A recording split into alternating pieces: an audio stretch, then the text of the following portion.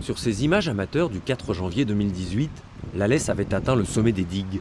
Aucun débordement n'avait été constaté.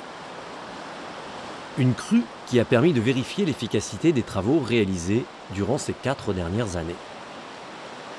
À la fois, on a fait des travaux de protection contre les inondations, on a élargi la rivière, on lui a donné plus d'espace, on a refait les digues qui dataient de 1850, dans lesquelles il y avait de l'eau usée, de l'eau potable, la fibre optique, il y avait plein de choses dedans, donc on a tout refait.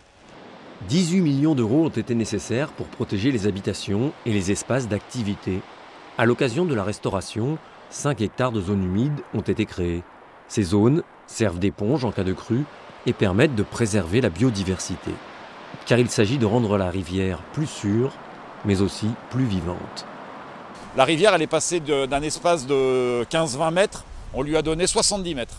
Et elle s'est exprimée dedans, vous voyez, elle a créé des îles, il y a eu de la végétation qui a poussé, et puis il y a plein d'oiseaux qui viennent nicher, on a plein de batraciens, on a des libellules, on a retrouvé de la biodiversité. Le Grand Chambéry démarre une campagne de communication sur les bons gestes à adopter en cas de crue. Une plaquette éditée à près de 70 000 exemplaires est distribuée dans les boîtes. On rappelle l'histoire des inondations pour qu'il y ait cette culture du risque et aussi les bons gestes à adopter qui sont parfois de bon sens, de couper le gaz, l'électricité, de monter à l'étage quand on a un étage, de ne surtout pas sortir si on n'a pas la nécessité. Depuis toujours, la cluse chambérienne est exposée au risque de crue.